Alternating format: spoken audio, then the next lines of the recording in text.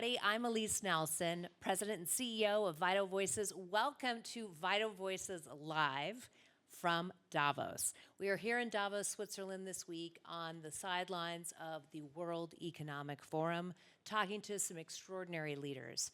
And there couldn't be a more important time to be sitting down with leaders talking about the challenges that face our world, from conflict to crisis, economic downturn, and the rise of AI. Speaking of AI, I'm thrilled to be joined today by an extraordinary leader, Alexandra Mousavizadeh, sorry. And I'm so thrilled to be joined by her because she's a woman who is really helping companies and formerly countries really navigate this new world of AI.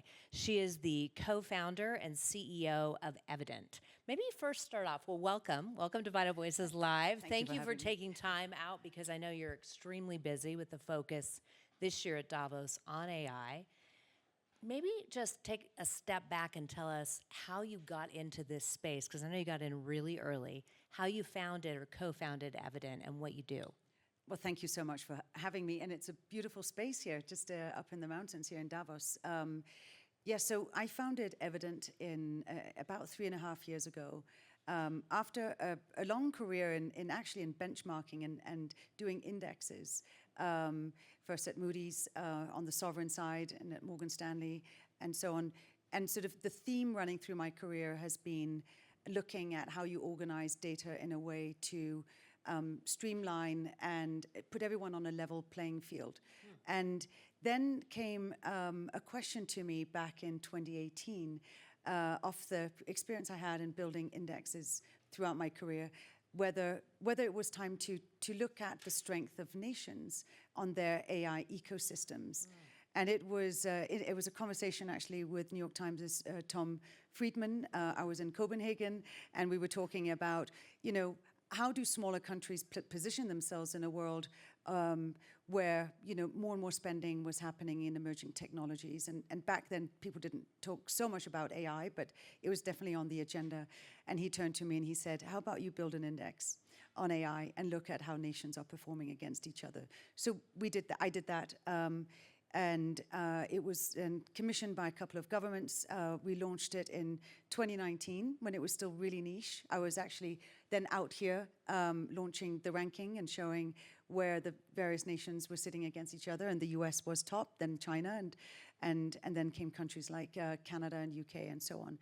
And then but is there any unexpected countries in the mix? I got to say, yes, and I'm digressing here from getting to the Evident story, but it was really interesting to see, maybe not so surprising, that the US was top because of their ecosystem is so strong and so broad, and a great startup environment for technology and really talented people and research and patents and so on, as does China, by the way, but a bit more sort of uneven in China, although today maybe you would say they're more neck and neck, and on some things China is ahead.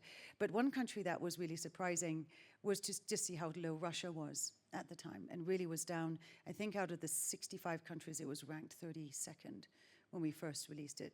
And it had just, on account of a lot of brain drain, a lot of the talented mathematicians and physicists and computer scientists had left. And that really tells you about, when you're building things like this, you need people, you need strong talent. And that's something that as a nation one really has to make sure that you maintain a really strong ecosystem of people. And so that's why, politics today, when it then impacts people's movement, and if you can't attract that real talent, it has a sort of a long-term impact. So Russia was one of my surprises.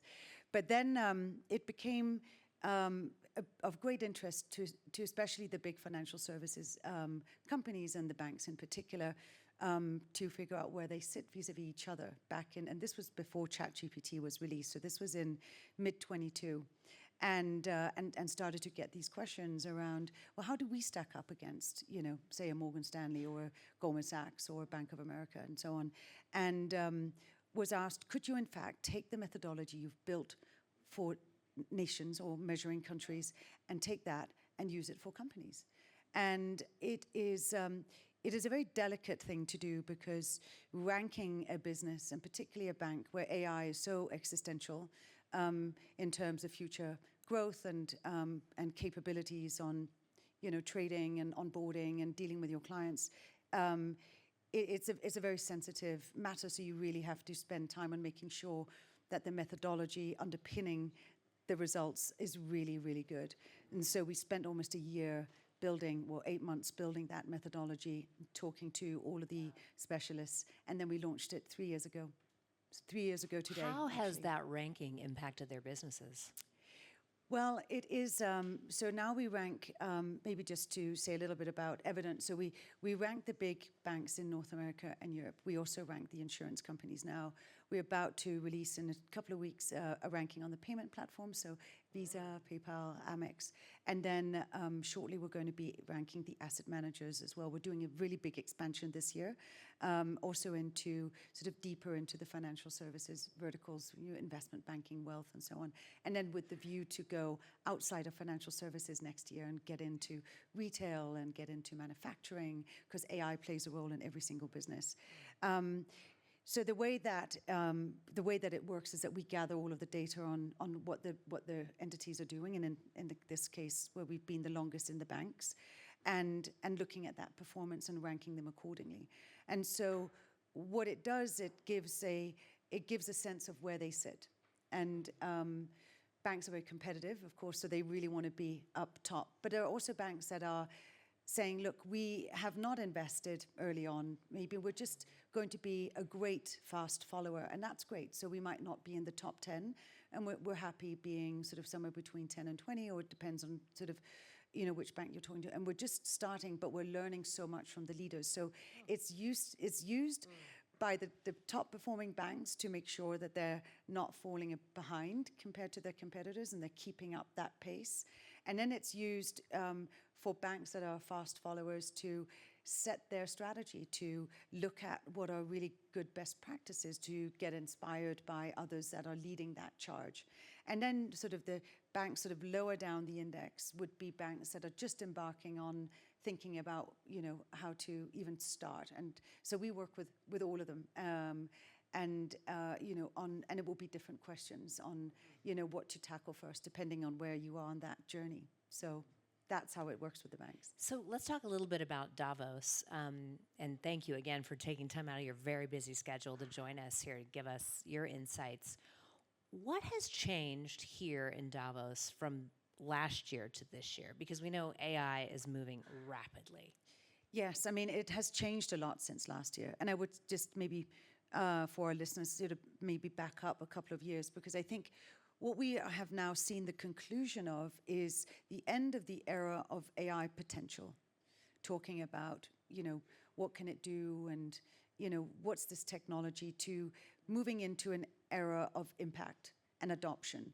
And so we're now having a really different conversation around Davos with the businesses and the technology companies and the consultancies and law firms and educators, universities and so on.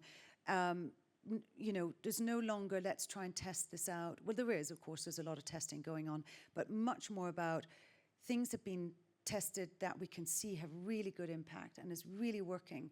And so let's try and really get that impact through and scale these AI use cases that are in production, so they're moving throughout the organization, throughout the bank, or throughout the law firm, and really getting the most out of it. And we're also moving into this phase now where it really isn't an option not to use AI, even on not sort of on an individual level.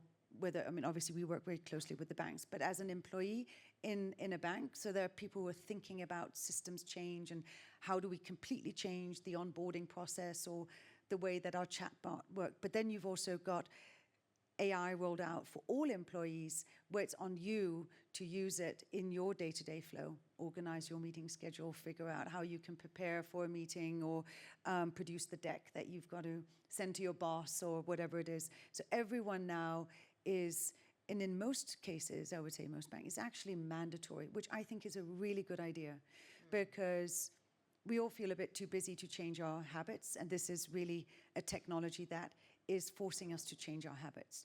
And so that is actually easier done if someone says, you actually have to do this. And when people are asked to, or not, they're told to do this, and it's a mandatory thing, they come out and are so excited. Oh my goodness, I can't imagine, now I can do this much easier. And then there's the question that happens from, of course, you're asked, how many hours did you save?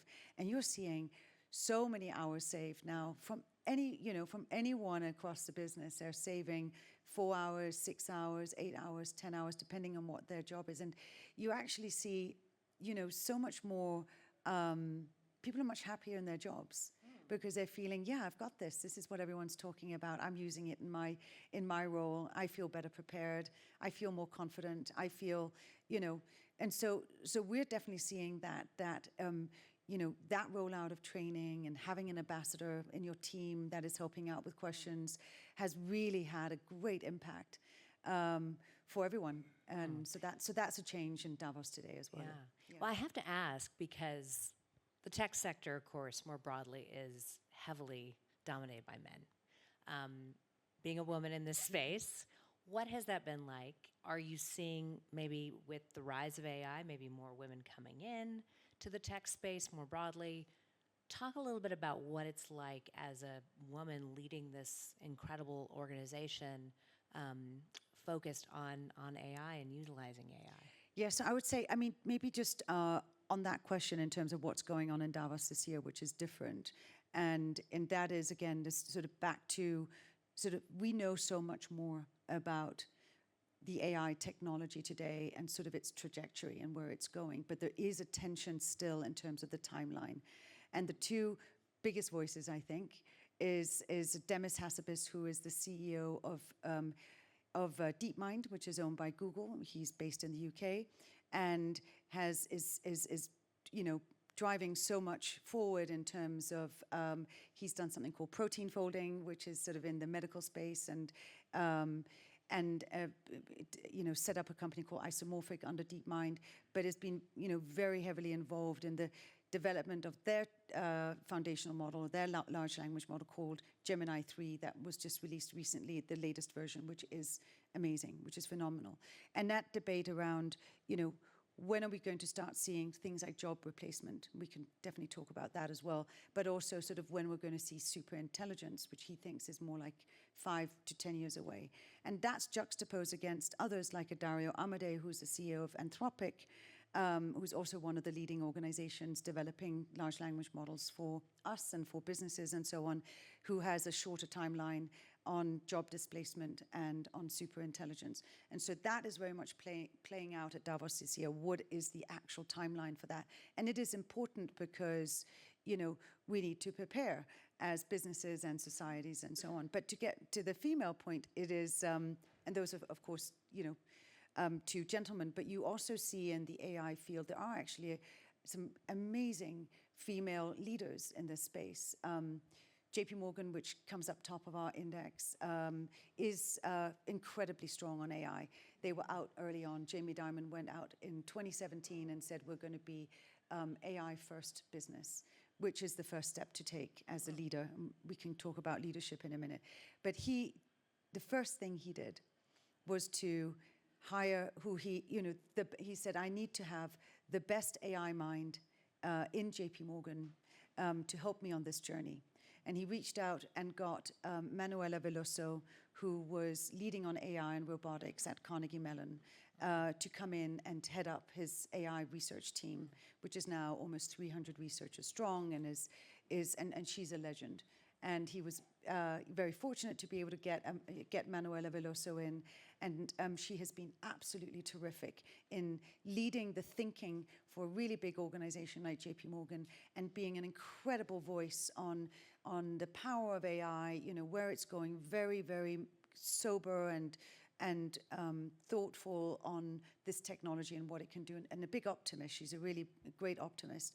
And seeing her leading the charge. JP Morgan also has Teresa Heitsenrether, their CDAO, who's also part of leading that charge. And you see that across the other banks that we work with. We do see, in RBC, that's the Royal Bank of Canada. Their AI team is led by a brilliant woman called Fratini, and so on and so forth. So there are actually a lot of very, very strong women in this, in the AI space, which is great to see. That's wonderful. So even when we think about tackling challenges, AI is such an extraordinary tool with that, right? But what challenges? And I think one of the things that certainly our network of women leaders around the world think about is, are there enough women at the table developing AI, but also utilizing AI to solve some of these major medical challenges or other challenges, climate challenges? Are there enough women to think about women's health within that, right? Or, how climate impacts women and girls, right? Are there enough people sitting at the table that are asking the questions, designing the models that are taking women and girls into account, and the fact that we're not all the same, right? That these things are disproportionately impacting women, whether it be climate or economic development or conflict. Yes, I would say, I think that's a really important question to ask. I think we should ask that here in Davos. I think this should be on the top of everyone's mind, because, while we as in the technology, world is barreling towards, building these tools and they're in deep competition with each other, these are the factors that might be forgotten. And I think that it's something that people are aware of, but maybe should be thinking about a bit more in terms of, especially the use of, I think that the models are now built on data sets that has been very mindfully, put together, and also sort of put together, removing biases and questions of fairness in the data sets alone. But I'm not sure, has it been done sufficiently, especially when it comes to the medical world. The tools themselves, right, it's one thing is building them, and I do believe that actually the data set it rests on is quite balanced. I would like to see companies do more there. I think it is the area where it might be more lacking is like, how is it then used? Because then you take your large language model and other types of AI, and you go into drug discovery and things that are female pointed, right? That is, and that's where the decisions around what to focus on is also really important. The decisions for the big drug discovery companies, right, are they sufficiently choosing the things that they focus on that is balanced, so it's not just, so there's more female challenges that are being looked at. And I think therein also lies something that we need to question the big companies on, are you taking that into account to the degree that it is needed? And I think you're right. I think ask the questions around, is it taken into account enough? But also these tools, as they are built and used, the decisions where that investment then goes into in the next steps. Are we taking women into account enough? In that, I absolutely. would say probably not. Yeah. Oh. Yeah. No surprise. Yes. So I want to shift to talk a little bit about leadership. So I'd love to know, how do you see, or how do you think AI will shift leadership? But also, I would imagine that curiosity is so critical, I think, when it comes to leadership, but certainly for using AI. If you don't have curiosity, you're not going to be as hooked on AI, right? Or utilizing it, or thinking about how it can improve or make more efficient. So how do you think it will shape leadership in the future, or what leaders are you seeing, like you talked about Jamie Dimon at JP Morgan, are really adopting this early, and thus it's going to impact them? Yes, I mean, it was, as we talked about just before, the bifurcation that can happen is something that I'm a bit concerned about, in the sense that AI is a phenomenal tool for the super curious, because you can download whichever type of, whether it's ChatGPT or if it's Google's Gemini or if it's Perplexity or Claude, and it's your assistant and your coach, and it's a thing and a tool that you can use to, constantly ask more questions, things that you've thought of, something you're grappling with, something you're taking to your boss and presenting. You can throw things in. What about if I did this or added that angle? What if I'm concerned about this? We use it obviously all the time. So AI is really great for the curious mind. And so bringing it to leadership, right, and to CEOs, we see that the organizations that are really leaning in and are really performing well, generally speaking, but also on AI, are CEOs that are really curious. And they actually they're saying, oh, but I went down and spoke to the engineers about this because I was playing around with it and I couldn't do X or Y, or I suddenly had an idea. And so the leadership and the CEOs who sort of get into the engine room because they're so curious, right, but also using the AI tools to ask all of these questions are the ones that we're seeing are, really great leaders in terms of moving their organization forward. But not only that, also bringing their people with them, because their curiosity is really contagious. Because you see the CEO working around and like, oh, have you thought about this? And what about in your line of business? And can we, and just sort of making it known that it is incredibly important and that it's important for all of us to be curious. It really sort of trickles down through the organization. So that's how it's impacting the curious leader. And so I would advise all CEOs to really, get into the technology, see what it is. So in order not to treat it as, tech that sits over here, but have it as a tool that sits in the bloodstream of yourself, but also the organization. And that is the difference between AI and technologies that have come prior to that. And I think the difference between AI and the time of the internet is that, it is, the internet became really core to our businesses, and it did change a lot of the way that we worked and organized ourselves. But this, I think, will be much more transformative because it's so much part of our thinking and our brain and the way that we work and the way we're going to reorganize workflows and things like that. So I want to ask you one last question to wrap up. It's gone by so fast, our time together. It's just fascinating. There's so many more questions I'd love to ask you, but I also know that you have a million different places to be right now, and we so appreciate you being with us. For the very practical, right, for those listening who aren't utilizing AI, who maybe are afraid. They're afraid that it's going to take jobs. They're afraid of security, right? Is somebody listening to me, tracking me? Is there always going to be a record of this? What advice would you give to them? Can you trust AI more than you could trust just a regular Google search or something like that? What advice do you give to people? How do you start? Yes, I would, for anyone who hasn't played around with the AI tools that are out there, I would highly recommend downloading any one of them. They have similar capabilities and slightly different sort of feels and looks and feels to them. And so download them. You've got free options that you can download on your phone or your computer, and just try and start with it. Ask it to organize your day or help present or do a presentation or anything you're grappling with in your day-to-day life. Throw in the questions into any of these tools, and you'll see that it starts, it's really interesting to talk to.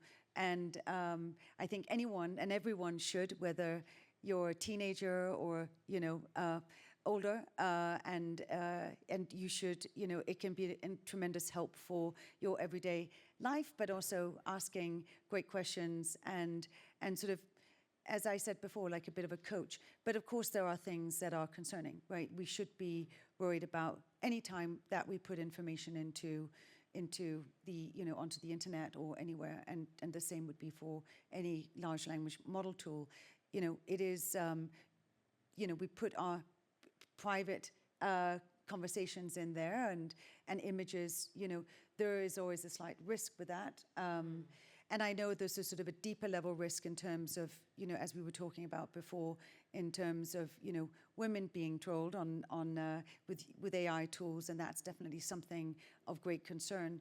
That I do think, lies in it's the responsibility of the platforms that have these issues to make sure that that doesn't happen, because AI is only going to get more sophisticated. These tools are going to be used for good and for bad, and we need to really be prepared for how we can stop that, because as you point out, women are maybe disproportionately affected by these things. So that's something we also need to talk about here at Davos.